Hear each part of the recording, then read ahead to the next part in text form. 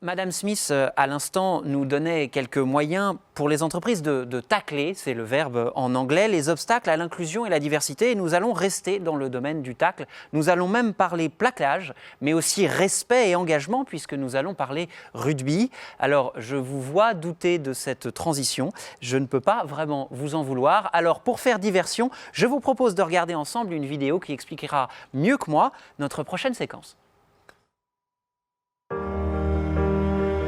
À tous ceux qui ont une détermination sans faille, ceux qui ne font pas de bruit mais soulèvent des montagnes, à ceux pour qui l'abnégation au service du collectif est une philosophie, ceux qui puisent dans le regard des anciens la sagesse de demain, ceux qui font de leurs convictions le moteur de leurs actions, ceux qui ont le courage de se battre pour leurs rêves. Si toi aussi, tu es convaincu qu'aussi grand que tu sois, seul tu ne gagneras jamais, mais que par la force du collectif, tu dépasseras toutes tes limites. Si pour toi aussi, ce n'est pas une question de pouvoir, mais de vouloir accomplir ce qui est au plus profond de toi, vivre plus fort, affronter la peur et mener le combat du cœur, avec respect, toujours avec respect, alors nous partageons un lien unique.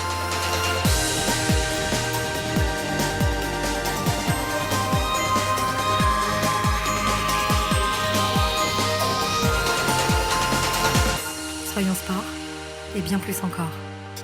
Ensemble, bougeons les lignes. Monsieur Hatché, bienvenue. Vous êtes le CEO de la Coupe du Monde de rugby 2023 qui se déroulera donc en France.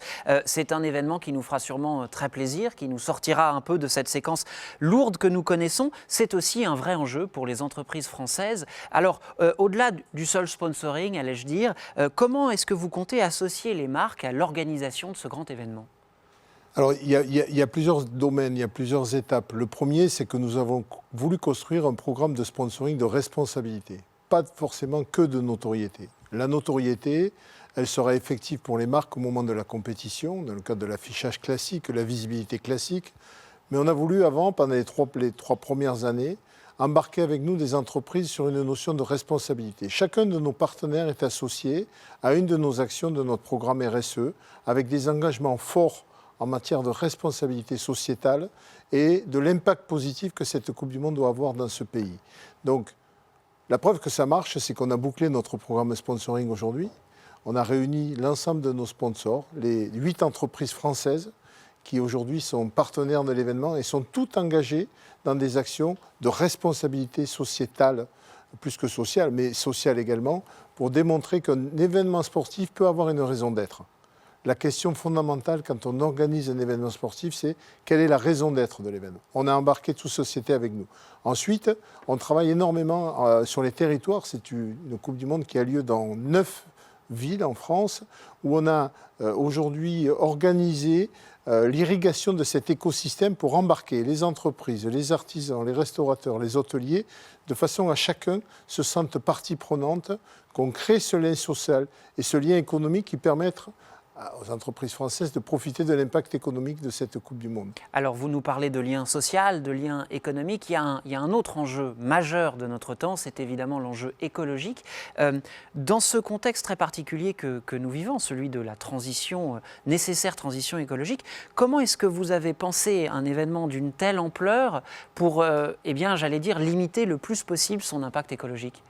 Alors, il est de bon ton qu'aujourd'hui le thème principal soit la responsabilité, parce que la première question que nous nous sommes posée, c'est quelle est notre responsabilité ? Est-ce qu'on peut aujourd'hui organiser un événement sportif dans un pays hors sol, comme un cirque qui vient installer ses animations, repartir une fois que le spectacle est terminé, sans tenir compte du contexte social et économique du pays ? La réponse est non. Comment aujourd'hui porter cette responsabilité dans le domaine de la protection environnementale, mais également de la lutte contre le réchauffement climatique ?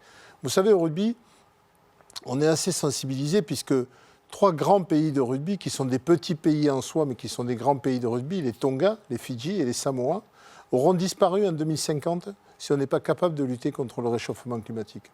Ce sont des îles où la tradition rugby est historique. On ne pouvait pas ne pas passer à côté de ce sujet-là. De plus, le rugby a besoin aujourd'hui d'embarquer de nouvelles populations, notamment des jeunes, la population qui suit le rugby est un peu vieillissante, comme dans beaucoup d'autres domaines sportifs. Et le fait de dire, nous allons nous battre. Nous allons nous battre pour que cette Coupe du Monde de rugby elle soit totalement exemplaire sur le domaine de la protection de l'environnement, que ce soit en termes de transport, que ce soit en termes de traitement des déchets, que ce soit en termes d'économie circulaire, que ce soit en termes d'approvisionnement en circuit court. Tous ces sujets sont pris en compte aujourd'hui pour aller très largement au-delà de la charte d'éco-responsabilité que nous avons signée avec WWF, mais démontrer qu'aujourd'hui, par exemple, on peut quasiment organiser et mettre en place un programme de transport green à 90%. Eh bien, écoutez, ce sont d'autres raisons, des raisons supplémentaires d'espérer bientôt que cet événement arrive. Espérons que nous aurons tous retrouvé une vie un peu plus normale d'ici là et que l'équipe de France continuera sur la lancée après sa très belle victoire contre l'Italie. Monsieur Hatché, merci beaucoup d'être venu sur ce plateau nous parler de la Coupe du Monde de rugby 2023. Merci.